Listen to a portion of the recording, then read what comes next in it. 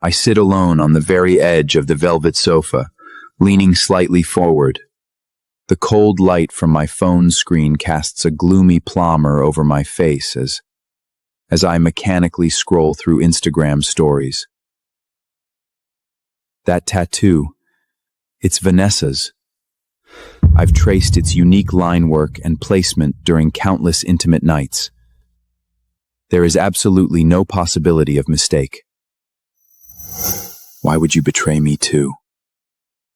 Within these walls of seemingly perfect manner, is even the last shred of tenderness merely an elaborately disguised lie? Under my rigid stare, the phone screen automatically advances to the next story. This bracelet was the anniversary gift I personally gave Vanessa for our engagement. Derek's provocations come one after another, testing my limits like a blunt blade slicing flesh. He thinks I'm easy to bully, assuming I'll swallow every insult forever just to preserve appearances. What isn't yours, you have no right to reach for. Since you've chosen to cross the line, don't blame me for severing that hand completely. I kept these two images as evidence.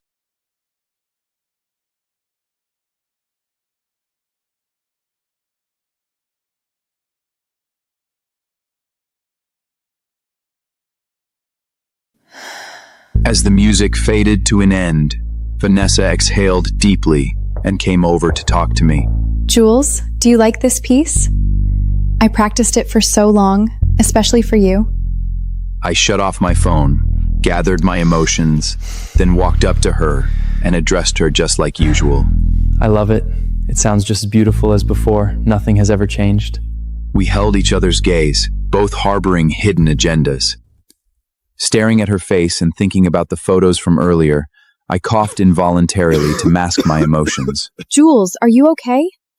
Have you been too tired lately? Should we call a doctor to take a look? Her gentle, caring voice rings in my ears. It's hard to believe she could do such a thing.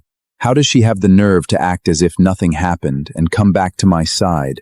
I dare not let a trace of disgust slip, afraid she'll notice. I want to push her away and tell her not to touch me, that she's filthy. My mind races through 1,000 thoughts, and I stop the words before they escape. I forced myself to put on a gentle smile. It might be low blood sugar. I'm going to go sit in the study for a while. I turned and walked into the study, leaving her standing there, staring blankly at my retreating back. Drink some water, get some rest early, and don't stay up too late. Nomad pretended to be busy with work and didn't reply to her. Seeing that I remained silent, she left the room without a word. The moment the door closed, all my strength drained, but my mind kept racing. I can't confront her like this. I have no direct proof. Who would believe that she, my childhood sweetheart, would abandon me, the Wies family Vistercher?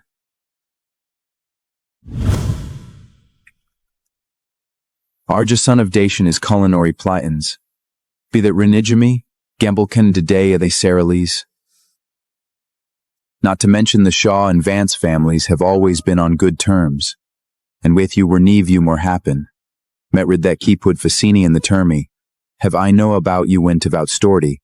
Plike fitchblut defrisens and forly very forward. I was deep in thought when my phone rang. It was a message from Derek. He actually dared to provoke me of his own accord. This bastard is getting bolder by the minute. Don't worry. I'll be back tomorrow. After replying, I put the phone aside. Take your time, you little bastard. This time, I'll make sure he pays. The following day, I pushed open the gates of Vance Manor. Derek was waiting in the main hall. Where's Vanessa? You hiding her that tight even before you two are married? Rage flares up in me again, and I force down the urge to punch him right then. What? Why are you getting mad all of a sudden?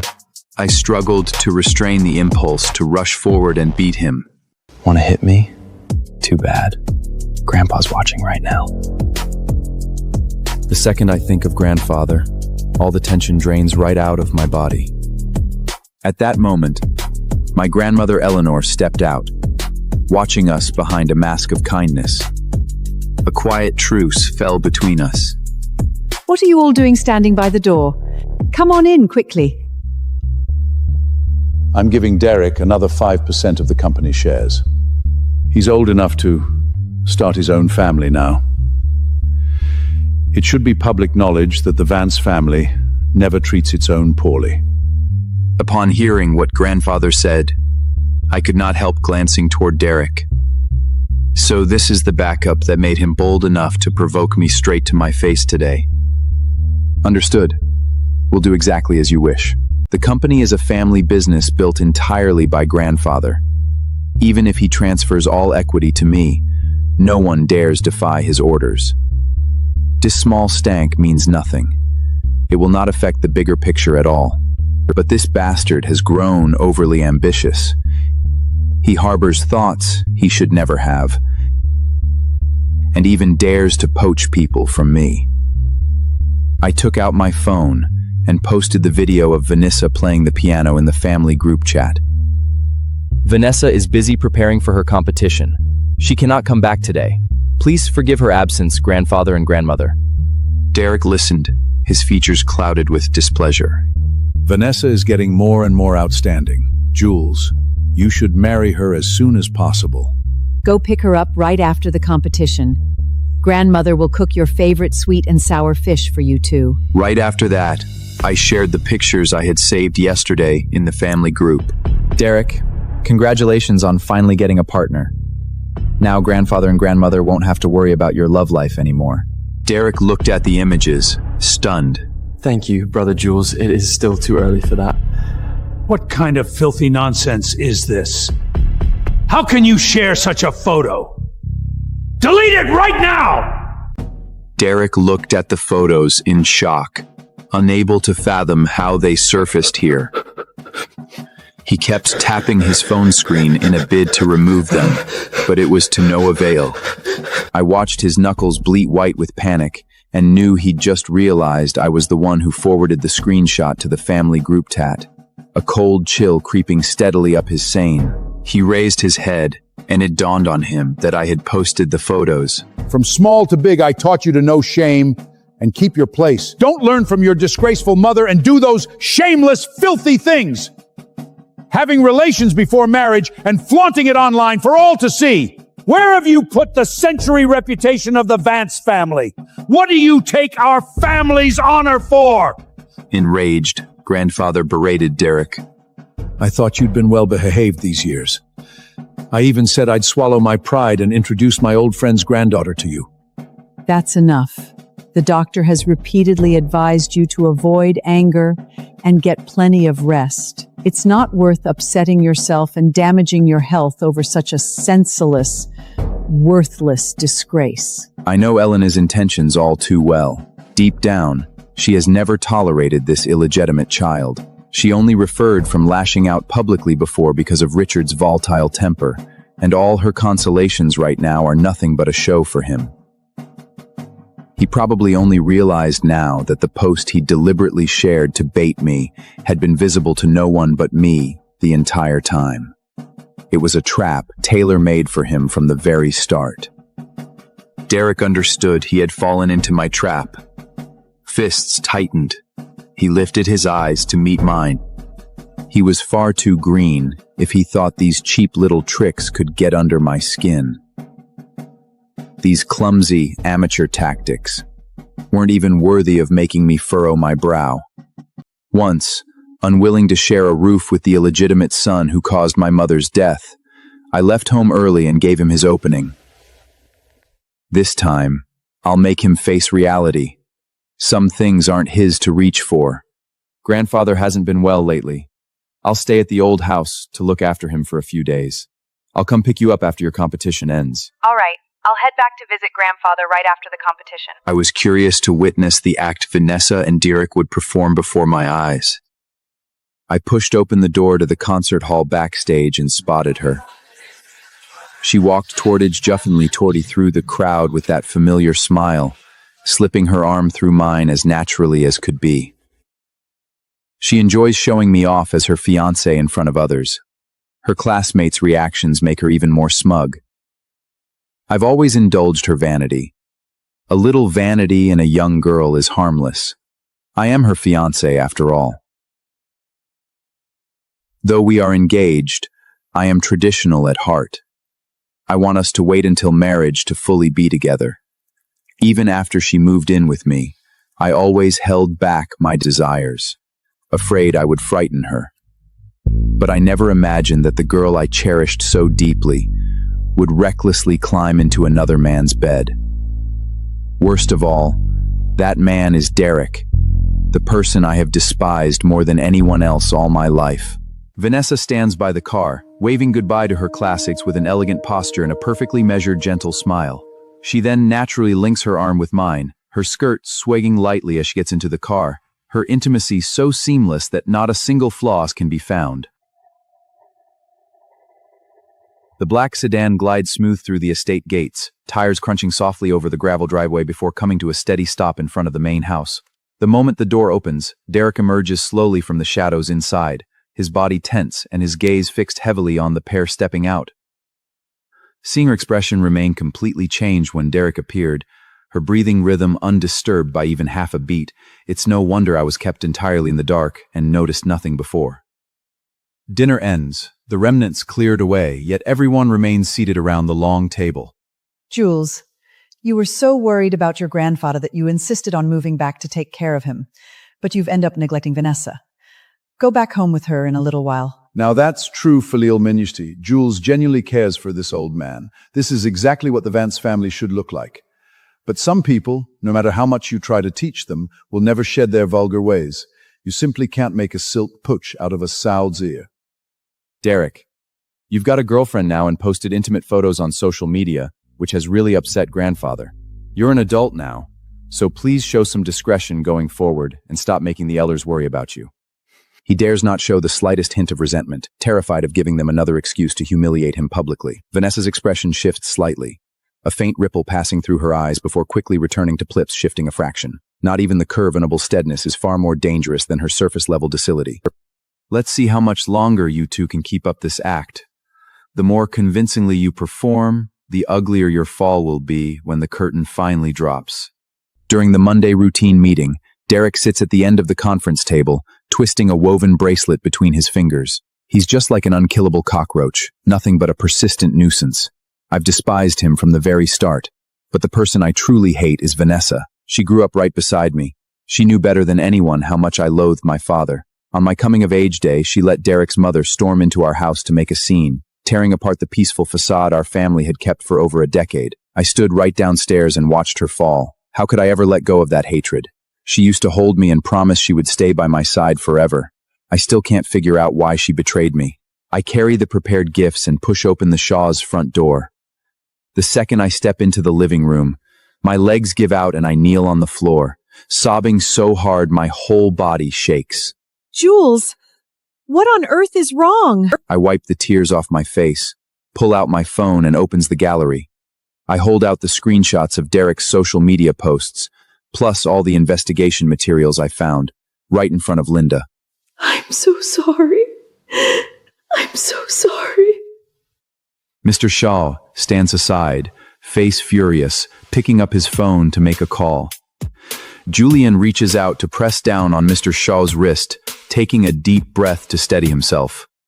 Uncle Shang, please don't confront her yet. Vanessa cares a lot about her reputation. She might not bear the public humiliation. I grew up with her. I don't believe she'd do this to me on purpose. Derek must have deduced her on purpose. He always wants to take everything from me. His feelings for Vanessa are totally fake. She just tricked. Auntie Linda stops crying, frowning in thought for a moment. I knew Derek was no good the second I saw him. Your grandfather felt bad he lost his parents, so he insisted on raising him here. He's nothing but an ungrateful wolf we can never tame.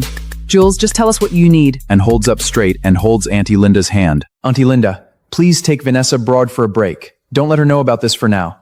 After you leave, I will handle Derek myself. Julian returns to the estate. Derek stands in the hallway, looking sullen. He hasn't been able to reach Vanessa lately. He is clearly in a terrible mood. Derek sees Julian but offers no greeting, only rolling his eyes. Be careful not to let Grandpa see this. He always cares a lot about parity and hierarchy. Derek snorts coldly and walks past Julian. I pretend not to notice his rudeness. Julian returns home from work to find Derek kneeling outside the study door. Tears and snot run down his face as he apologies over and over. Julian, did you tell on me? Do you really hate me that much you can't stand me being here? I have no idea what happened, but I don't deny it. Seeing him suffer like this, how could I not feel happy? The family doctor walks out of the room, frowning. Julian looks surprised and steps forward to the old man's regular checkup. What happened? The old gentleman can't take any more shocks. One more upset and he will definitely collapse. Julian turns to Eleanor to ask what happened. Eleanor glares at Derreling on the floor with pure hatred in her eyes. Several of Grandfather's old friends called, questioning how he could have raised someone as shameless as Derek. Grandfather's face flushed crimson with rage. He summoned Derek for questioning and learned Derek had impersonated him to invite multiple eligible young girlings, planning to pick a girlfriend among them. The social circle is small. When several of the girls ran into each other, the whole deception came out. Grandfather has valued his reputation his whole life. He never expected to be scolded by old friends in his latter years, and fainted when he couldn't catch his breath. You've brought this entirely on yourself. I hadn't even made a move, and he'd already exposed himself. I really overestimated him all along. Just keep kneeling there. Soon enough, you'll have far more reason to break down crying. The conference room is filled with group directors for the annual board meeting. Julian stands at the podium as general manager, ready to speak. Julian reports on the previous year's business performance and announces next year's work plans. Julian signals the secretary to bring up the plan.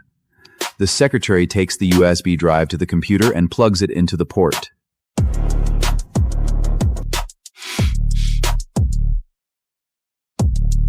You bastards! How dare you screw me over like this? What the hell are you doing? Go! You bastard!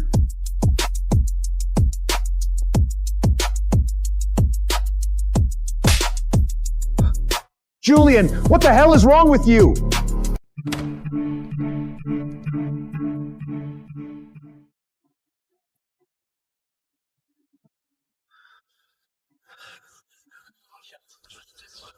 I paid a steep price to obtain these. You took him in back then, saying you pitied him for being an orphan and told me just put up with it.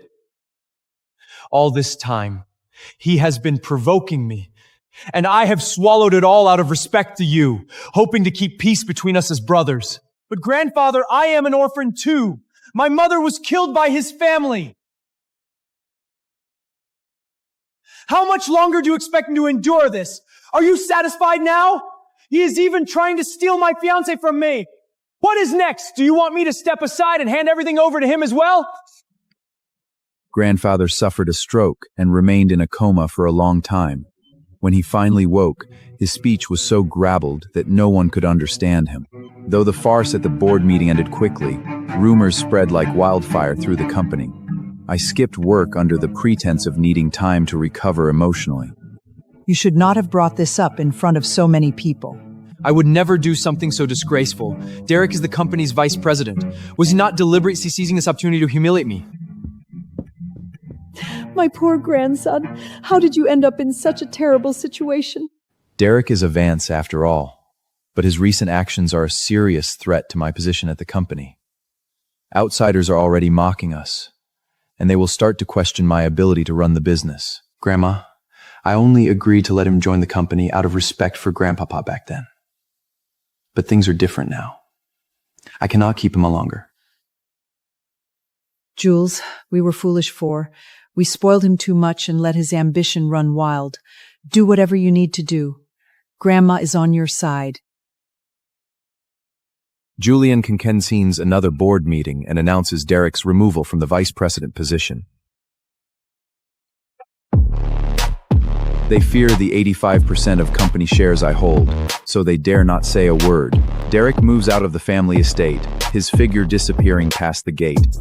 Grandfather no longer has any say in family matters, and grandmother already despised him. I kept an entry-level position open for him, but he resigned immediately, afraid I would target him. I can tell from their expressions that news of what happened at the board meeting has already reached them. I deliberately kept chatting with Auntie Linda to cut off her attempts to talk to me.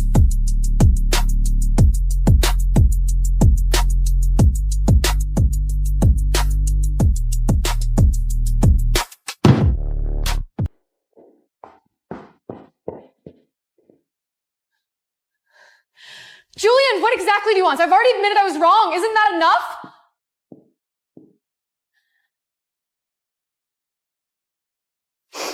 This girl has been doted on by me for over 20 years.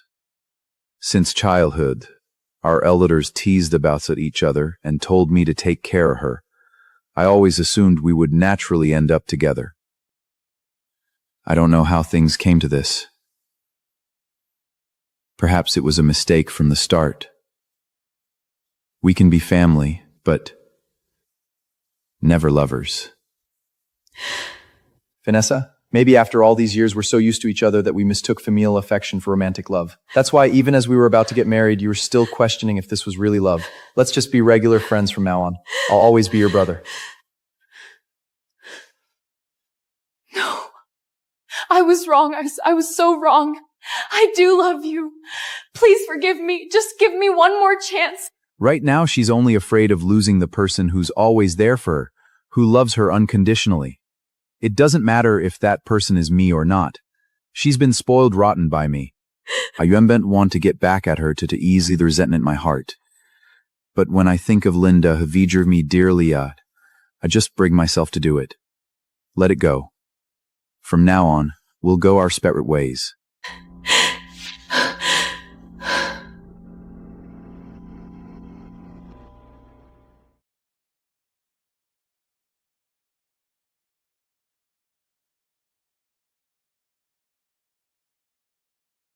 Now that everything has settled, I move back into the estate and accompany grandfather for a walk after work every day. I do not regret my actions at the board meeting. I harbor deep hatred toward both Derek and grandfather. Yet grandfather has dominated the business world for decades. His position is unshakeable. Even though he transferred all equity to me, he could easily strip me of the general manager title with a single word. From the moment he brought Derek home, I knew how cold-blooded he was. He valued family reputation and corporate growth above all. Disdaining his own son, he placed his hopes on me. Fearing I might disappoint him, he took back his illegitimate son as a backup, then discarded him without hesitating once he proved useless. I endured step by step until this day finally arrived.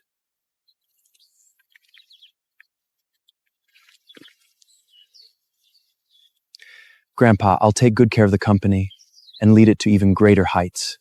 Hey, go.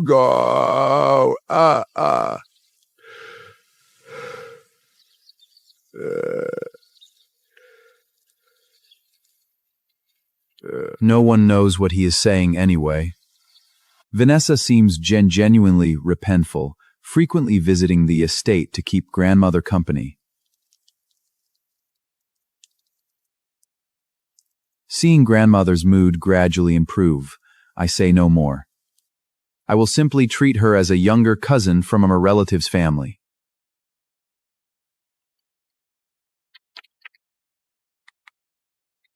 Company operations run normally. Everything appears to be moving in a positive direction. During company's overseas search and expanding, Chloe, a new hired and elite university graduate, attends the meeting in a business suit and black-rimmed glasses. She looks unapproachable. At department Hui, Chloe directly contradicts my opinion. This is the first time I've encountered someone so brash. After the meeting, Chloe learns I am the general manager, yet her attitude remains cold. I gradually became interested in this girl. I'd like to transfer you to my side as my secretary. I'd prefer to stay in the marketing department. That's where I truly belong. By my side, you'll have access to more opportunities and a higher platform. Chloe nods in agreement. This girl has an intense drive for her career, working as relentlessly as a workaholic. She was quickly promoted to executive assistant. On Valentine's Day, I confessed my feelings to Chloe. She likely understood my intentions all along, and after much consideration, she accepted. I do not publicly announce the relationship, but close and family are aware Chloe is my girlfriend. Vanessa repeatedly causes trouble for Chloe. Chloe resolves each incident and counters back. After being driven to tears many times, Vanessa came to me hoping I would stand up for her. I would never offend my own girlfriend for Vanessa's sake. Vanessa no longer appears before me. After repeated failures, she likely realized there was no hope left between us. Later, I heard she had gone abroad. Julian brings Chloe back to the family estate and kneels on one knee to propose in front of his grandparents. Richard and Eleanor sit to the side and watch the couple. After our relationship stabilized, I proposed to her with my grandparents as witnesses. Whether due to lingering shadows from my past relationship or my certainty that she was the right one, I started to feel insecure all the time. Julian sits at his desk with a deeply gloomy expression. She made excuses once again to avoid introducing me to her family, and my heart gradually grew cold. Julian picks up the phone and dials the Human Resources Department. Pull up Chloe's onboarding resume and send it to me. I found her resume listed a nearby county as her hometown, so I drove there over the weekend. As expected, it was a fake address. I could not find her family there at all. Thinking back, she rarely mentioned her family. Everything I knew about her was limited to what she chose to show me. I panicked, so I hired a private investigator to look into her background. Julian sits at his desk, reviewing materials delivered by the investigator, clipping a photograph in his hand. The photo shows Chloe and Derek locked in a deep kiss. The second I saw that photo, my mind went completely blank with shock. How could this happen? As more documents came in, the truth unfolded in front of me piece by piece. She is a master con artist. Her education, background, and personality are all completely fabricated. She is an orphan who has been scamming people since childhood. Several victims before me never realized they were conned, and she always walked away completely scathed. She had known Derek for a long time. She approached me perhaps out of gratitude to him, or as part of a partnership with him. After I removed Derek from the company, she deliberately applied for a job at my firm. Based on Derek's descriptions of me, she crafted an entire scheme designed specifically to target me. She disguised herself as a fearless, career-driven woman to hunt me down. I did fall into her trap. Yet I never expected that loving her too much would lead me to doubt her. How dare she deceive me? Derek, why are you involved again? The meeting room is heavy with tension. Julian slams the table in anger while the department heads present keep their heads bowed. Chloe stands aside with a grave expression. Rumors spread through the company that a previously secure major project has suddenly encountered issues. This project was meant to be the cornerstone of the group's development plan for the next 5 years. The company's cash flow has also run into trouble. As general manager, I have erupted in rage repeatedly during meetings. Even my trusted executive assistant received harsh reprimands. Julian drags his suitcase through airports, hotels, and various business venues, looking exhausted. I began traveling frequently and attending numerous business meetings. Yet none of them seemed to yield any results. The company's stock price fluctuated, and small amounts of equity entered the market. Outsiders have grown concerned about the group's prospects. At the business banquet, Derek approaches Julian holding a wine glass. Derek looks Julian up and down, his gaze filled with malice. Well, Julian. Long time no see. I heard the group's been running into a bit of trouble lately, and here you are, the general manager, reduced to begging for help all over the place? Why don't you beg me? If I'm feeling generous, I could petition the board to simply acquire your company. How about that? Of course, you wouldn't be general manager anymore. But how about serving as my executive assistant? I think that would be a perfect for you. He circles around me, sizing me up, unable to conceal the malice in his eyes. Oh, really? Sorry to disappoint you, but the group is thriving. No need for your concern. He assumes I am merely putting up a stubborn front. This fool has indeed fallen into the trap. The latest round of land auctions has concluded, and the group was unexpectedly shut out in a stunning upset. It was replaced by the real estate company where Derek works. They quickly made headlines, announcing a $5 billion investment to build the city's most high-end residential complex. After securing that plot of land, my fiancée suddenly vanished. As executive assistant, she was privy to most of the company's plans. My study had never been off limits to her either.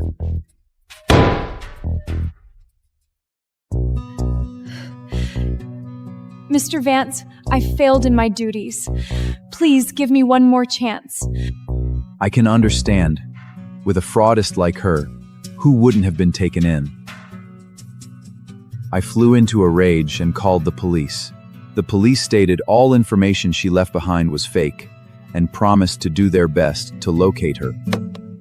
The entire company was thrown into an uproar. The HR's manager trembled as she pleaded with me. Of course, I knew all along that those documents were fabricated. Ever since the investigator handed over his findings, I have been preparing this very plan. Julian sits behind his desk with a land investment planning document spread out before him. That plot of land was rendered at the future Guanjian Tozumubio, and we had cutting dulper rounds of planning for it. Fortunately, during my trip to that county to find her, I heard local farmers mention people in nearby villas had been dying of cancer in recent years. Julian opens an environmental monitor report, his finger resting on the data page. Upon returning, I arranged for a professional environmental monitoring team to detailed sampling and assessment. The final results showed the land had not been fully decontaminated, with toxic residue still accounting for 70%. I broke into a cold sweat, but at the same time an idea formed in my mind. Julian stands before the bookshelf, his gaze fixed on the spot where the planning document had been disturbed. She stole the group's planning document and learned our reserve price. To seize that land, Derek sold all his shares in the group and even took out loans. He wanted to crush the group once and for all. Julian sits around the negotiation table with partner representatives, looking exhausted and anxious. During that period, I feigned difficulties and frequently organized business negotiations. They mistakenly believed the group was truly in trouble and consequently let their guard down. They did not scrutinize the land carefully and ultimately won the bid. Julian stands at the plaintiff's bench and submits 2 inspection reports to the court. Just as they were popping champagne in lavish celebration, I filed a lawsuit against the original environmental monitor company. I presented 2 entirely different inspection reports, suing the firm for violating industry ethics by issuing fraudulent reports. I demanded they be held legally accountable. Julian sits at his desk, browsing industry news reports. The case quickly caused an uproar within the industry. Everyone learned that the land Derek had just acquired was contaminated. Companies that had originally planned to co-develop with him withdrew their investments one after another. Derek's company collapsed just like that, its cash flow completely severed. Numerous suppliers came knocking one after another.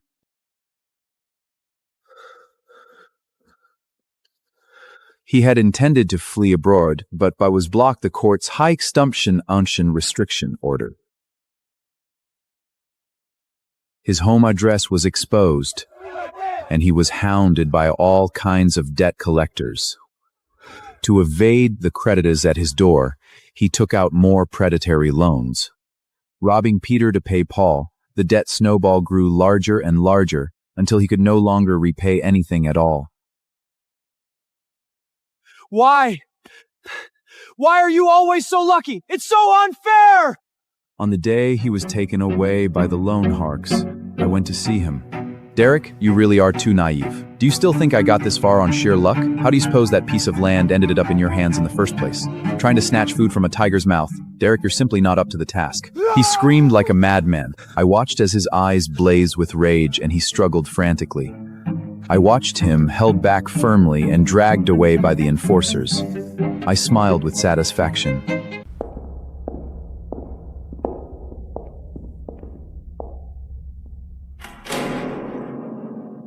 Guided by the nurse, I arrived at the last room. Inside was a frail woman. Let me go! I was wrong! Let me out! Julian, please! I'm sorry! Derek has his own troubles to deal with now. He's in no position to look after you anymore. If I let you out, the police will be looking for you anyway. You might as well stay here. All things considered, it's still better than prison. After all, as my fiancé, you deserve some special treatment, don't you think? No! Let me go! I was wrong! Let me out! Please! I'm sorry! Calm down, calm down.